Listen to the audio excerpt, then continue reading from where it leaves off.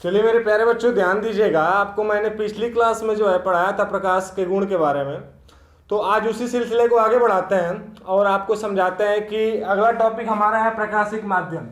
तो प्रकाशिक माध्यम जो होता है मेरे प्यारे बच्चों, वो जहाँ जहाँ से प्रकाश गुजरता है, जहाँ से प्रकाश जाता है, उसी को जो है प्रकाशिक माध्यम कहते हैं। तो प्रकाशिक माध्यम को जो है हम 3 भागों में बांट के अध्ययन करते हैं इसका।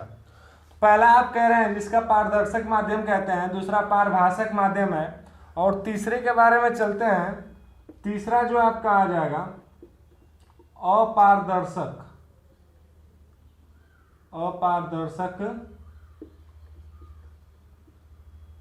माध्यम।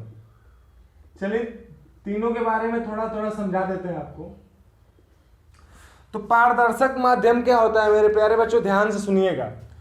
पारदर्शक माध्यम जो होता है, अगर यहां से अगर प्रकाश गुजरता है तो प्रकाश का जो है पूरा भाग, लगभग अधिकांश भाग जो है, ठीक है, प्रकाश का अधिकांश भाग, ठीक है, पारदर्शक माध्यम से जो है प्रकाश का अधिकांश भाग जो है गुजर जाता है, यानी पार हो जाता है, आर पार हो जाता है। ठीक है, जैसे कि आप देख रहे हैं इसका अधिकांश भाग जो है, अधिकांश भाग जो है गुजर जाता है, लिख सकते हैं, गुजर जाता है। जैसे कि आप देख रहे हैं वायु को देखें, ठीक है, वायु को देखें तो वायु से जो है प्रकाश का अधिकांश भाग वापस चला जाता है। ठीक है, अधिकांश मैंने इसलिए लिखा प्यारे बच्चों कि कुछ भाग जो होता है प्रकाश का, जो प्रकाशिक माध्यम के कण होते हैं, ठीक है, उनके द्वारा अवशोषण भी हो जाता है, यानी कि उनको प्रकाशिक माध्यम के कण जो है कुछ प्रकाश के एकदम जो थोड़ा बहुत भाग होता है उसको अवशोषित भी कर लेते हैं या थोड़ा बहुत रिफ्लेक्ट भी करते हैं। ठीक है, तो जो ये पारदर्शक माध्यम होता है, इसमें होता क्या है मेरे प्यारे बच्चों की अधिकांश भाग जो है प्रकाश का आर पार चला जाता है, गुजर जाता है। जैसे कि वायु कह सकते हैं, कांच कह सकते हैं, क्या कह सकते हैं, कांच कह सकते हैं। ठीक है, और जो है इत्यादि प्रकार के या आदि प्रकार के जो है इस तरीके से पारदर्शक माध्यम है, जहां से आपका प्रकाश जो है पूरा जो है पार हो जाएगा, उसी को हम प्रकाश का पारदर्शक माध्यम कहते हैं। अब देखिए यहाँ पे अगर पारभाषक के बारे में अध्ययन करें, किसके बारे में, पारभाषक के बारे में अध्ययन करें, तो पारभाषक माध्यम ऐसा होता है मेरे प्यारे बच्चों कि इसमें से प्रकाश जो है आंशिक रूप से गुजरता है। आंशिक रूप से का मतलब होता है प्रकाश अगर जाएगा तो जितना प्रकाश जाएगा उतना प्रकाश बाहर नहीं निकलेगा। कहने का मतलब जैसे आप घिसा हुआ कांच, अगर कोई कांच हो, अगर उसको जो है यहां इसका लिखना चाहें, लिख सकते हैं प्रकाश का आंशिक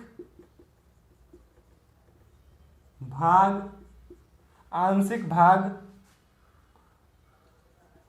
ही गुजर पाता है।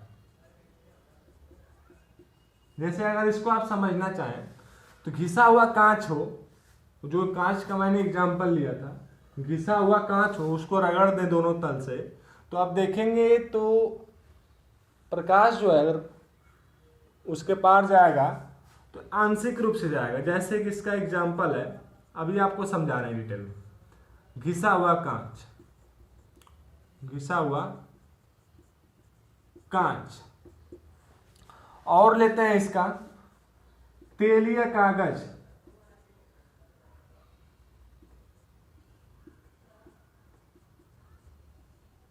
तेलीय कागज, दूषित जल। चलिए इसको समझाते हैं मेरे प्यारे बच्चों, कैसे आप इसको समझेंगे कि सर हम कैसे पहचाने कि ये पारभाषक है। तो अभी हमने आपको पिछली क्लास में आपको समझाया था प्रकाश जो होता है हमको किसी वस्तु को दिखाने में सहायता प्रदान करता है, यानी जहां भी प्रकाश होगा, अगर कोई वस्तु होगी तो वस्तु हमें दिखाई देगी। तो अगर हम वायु या साफ कांच में देखते हैं, अगर देखने की कोशिश करें तो वस्तु जो है साफ साफ हमें दिखाई देगी। देखिए हमारे आसपास जो है, हमारे और आपके बीच में भी जो है क्या है जी, वायु है, वायु है, यानी हम आपको स्पष्ट देख पा रहे हैं, हम आपको स्पष्ट देख पा रहे हैं। तो हम आपको स्पष्ट देख पा रहे हैं, इसका मतलब यह है कि जो है स्पष्ट देख पा रहे हैं, यानी प्रकाश अच्छे से गुजर रहा है, यानी प्रकाश अच्छे से जा रहा है, अब प्रकाश अच्छे से जा रहा है यानी कि वो पारदर्शक माध्यम कहलाएगा मेरे प्यारे बच्चों। अब देखिए जैसे कि अगर घिसा हुआ कांच हो, अगर उसमें से जैसे आप चश्मा जो अगर कोई कांच का चश्मा पहनता होगा, उसका चश्मे के जो है चश्मे का कांच होगा जो उस घिस जाएगा तो आपको क्या महसूस होगा, देखिएगा तो आपको दिखेगा सामने का जो है धुंधला दिखाई दे रहा है, यानी लग रहा है लगभग दिखाई नहीं देता है, एकदम हल्का हल्का दिखाई देता है, आंशिक रूप से दिखाई देता है। तो आंशिक रूप से दिखाई देने का मतलब हुआ यही कि यानी प्रकाश बहुत थोड़ा बहुत गुजर रहा है उससे, थोड़ा बहुत गुजर रहा है उससे, और थोड़ा बहुत गुजर रहा है उससे यानी कि इसी को क्या कहेंगे जी, जब प्रकाश थोड़ा बहुत गुजरता है आंशिक प्रकाश का आंशिक भाग ही गुजर पाता है तो उसी को हम पारभाषक कहते हैं। क्या कौन सा माध्यम कहते हैं, पारभाषक माध्यम कहते हैं। और ये अपारदर्शक का माध्यम का मतलब होता है मेरे प्यारे बच्चों की जिस माध्यम से जो है प्रकाश एकदम गुजर ही नहीं पाता है, जिस माध्यम से प्रकाश गुजरता ही नहीं है उसको हम क्या बोलते हैं, अपारदर्शक माध्यम कहते हैं। क्या बोलते हैं, अपारदर्शक। जैसे आप कह सकते हैं दीवार, लकड़ी का टुकड़ा होता है भैया, ठीक है, दीवार हुआ, लकड़ी हुआ, लोहा हुआ कह सकते हैं, ठीक है, इत्यादि।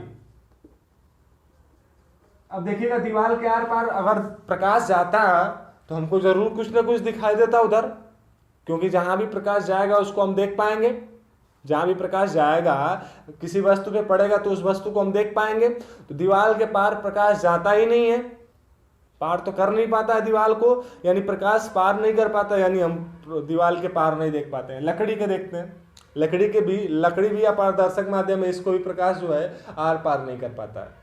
इसके बाद जो है लोहा हुआ, तो लोहे के आर पार भी प्रकाश नहीं जा पाता, यानी जहां से प्रकाश नहीं गुजरेगा मेरे प्यारे बच्चों उसको जो है हम अपारदर्शक माध्यम कहेंगे। क्या कहेंगे, अपारदर्शक माध्यम कहेंगे। तो आपको प्रकाशिक माध्यम के बारे में समझ में आया होगा, पारदर्शक क्या होता है, पारभाषक क्या होता है, अपारदर्शक क्या होता है। ठीक, अब आगे चलते हैं हम इसके बारे में, अगले टॉपिक पे चलते हैं। तो अगला टॉपिक जो है हमारा प्रकाशिक किरण। धीरे धीरे हम आगे बढ़ेंगे, ठीक है। कुछ टेक्निकल प्रॉब्लम के कारण जो है मेरे प्यारे बच्चों वीडियो जो है रेगुलर नहीं डाली पाई जा रही थी, मतलब वीडियो अपलोड नहीं हो पा रही थी कुछ टेक्निकल प्रॉब्लम के कारण, ठीक है। तो लेकिन अब से जो है आज से यानी मंडे कह सकते हैं कि मंडे 25 मई से यानी 25 मई से रेगुलर वीडियो आपको डाली जाएगी और आपको आपका रेगुलर क्लासेस चलेगा, ठीक है।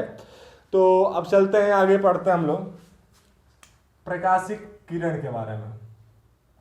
प्रकाशिक किरण के बारे में, ऑप्टिकल रेज बोलते हैं इसको इंग्लिश में। क्या बोलते हैं, ऑप्टिकल या लाइट रेज बोलते हैं। क्या बोलते हैं जी, लाइट रे, ठीक है, या प्रकाशिक ऑप्टिकल रेज या प्रकाश की किरण या प्रकाश की किरण कहते हैं। तो मेरे प्यारे बच्चों जो प्रकाश यहां लिख सकते हैं, प्रकाशिक लिखना सही नहीं होगा, यहां लिख सकते हैं यहां प्रकाश किरण लिख सकते हैं, प्रकाश किरण लिख सकते हैं, ठीक है। तो इसके बारे में अब हम चलते हैं, सीखते हैं कि प्रकाश किरण होता है क्या। आप अनुभव किए होंगे मेरे प्यारे बच्चों कि कभी कभी ऐसा होता है कि प्रकाश बहुत दूर से चारों तरफ से लाइट आती है, किसी एक ही बिंदु पे पड़ती है, किसी एक ही बिंदु पे पड़ती है। जैसे कि आप देखिएगा जो हम लोग एक टॉर्च जलाते हैं तो कभी कभी क्या होता है, टॉर्च कोई होता है उसका उजाला जो है फैल जाता है चारों तरफ। उजाला जो होता है जैसे कि आप बल्ब हो, आपके कमरे में बल्ब जला हुआ है, बल्ब जल रहा है, तो बल्ब से जो है प्रकाश तो एक जगह से निकल रहा है, बल्ब से ही प्रकाश निकलता है, लेकिन प्रकाश जो है चारों तरफ पूरे कमरे में फैल जाता है।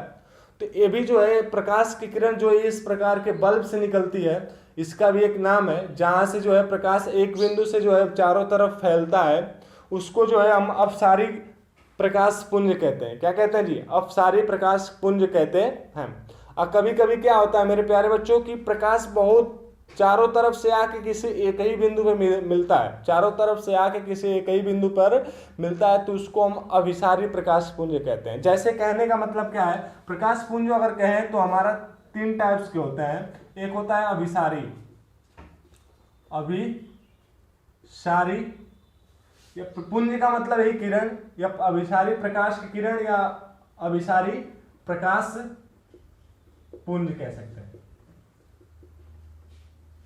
ठीक है, तो इसके बारे में जब हम इसके बारे में अगर डिफिनीशन लिखना चाहते हैं तो डिफिनीशन इस तरीके से लिख सकते हैं, जब प्रकाश की किरणें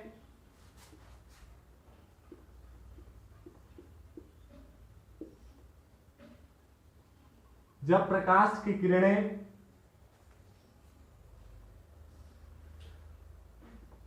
किसी एक ही बिंदु पर मिलती हैं,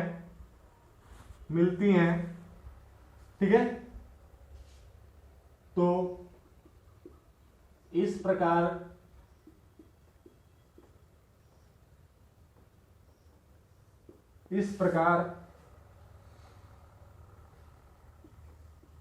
के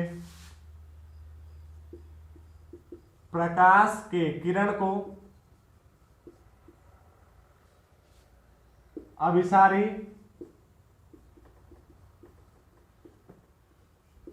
प्रकाश पुंज कहते हैं। जैसे कि मेरे प्यारे बच्चों, अगर अनंत से बहुत सारी प्रकाश किरण आ रही हैं और जाके इसी एक बिंदु पे मिल रही हैं, कहाँ, इस एक बिंदु पे मिल रही हैं, इस तरीके से इसी एक बिंदु से मिल रही, आगे आपको समझ में आ जाएगा और बहुत सारे एग्जांपल इसके आएंगे जब हम दर्पण पढ़ेंगे तब, ठीक है।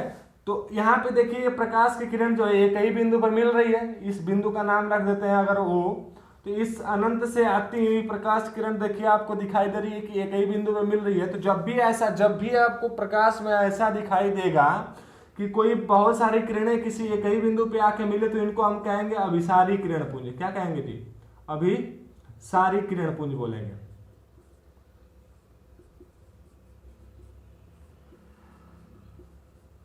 ठीक है, अब दूसरा आता है हमारा, इसको मिटाएं ऊपर का, दूसरा आता है हमारा, तो अभिसारी आपको समझ में आ गया होगा कि जब बहुत सारी प्रकाश किरण बहुत सारी प्रकाश किरण एक ही बिंदु पर मिलती है तो उनको हम अभिसारी प्रकाश किरण पुंज कहते हैं। दूसरा आपका आ जाएगा अपसारी किरण पुंज।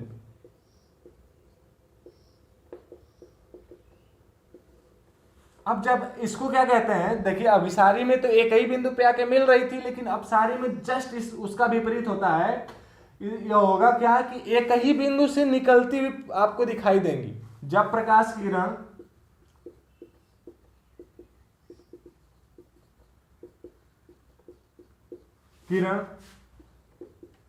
एक ही बिंदु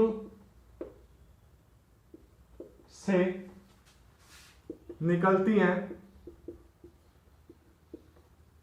तो इस प्रकार के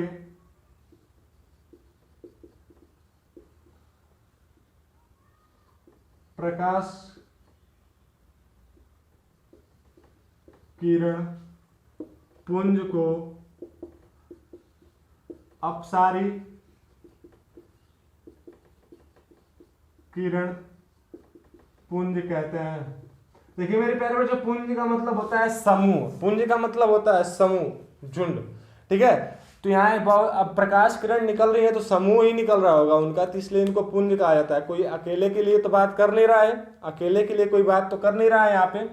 तो देखिए यहाँ से जैसे कि मान लेते हैं कोई एक बिंदु है, यहाँ पे कोई प्रकाशिक बिंदु है, यहाँ से प्रकाश किरण निकल के चारों तरफ फैल रही है। क्या हो रही है, चारों तरफ फैल रही है। जैसे कि आपको मैंने समझाया, आपके कमरे में लगा हुआ बल्ब एक ही है, ठीक है। यहाँ से मान लेते हैं बिंदु O पे बल्ब लगा हुआ है, बल्ब से जो है प्रकाश किरण क्या हो रही है, फैल रही है। क्या हो रही है, फैल रही हैं तो इन्हीं को हम क्या बोलेंगे, अपसारी किरण पुंज बोलेंगे। क्या बोलेंगे, अपसारी किरण पुंज बोलेंगे। अपसारी किरण पुंज से क्वेश्चन आपका आता है मेरे प्यारे बच्चों, अगर आप पॉलिटेक्निक IERT में अगर क्वेश्चन देने जाएं तो इनसे क्वेश्चन आता है। क्वेश्चन इस तरीके से पूछता है कि जब प्रकाश की किरण जो है किसी एक ही बिंदु पे मिलती हैं, ठीक है, अनंत से आके किसी एक ही बिंदु पे मिलती हैं तो उनको क्या कहते हैं। आपका ऑप्शन दे देगा अभिसारी, अपसारी, समांतर किरण पुंज, इस तरीके के इनमें से कोई नहीं। तो आप अगर इसको अच्छे से समझे रहेंगे तो आप कर लेंगे।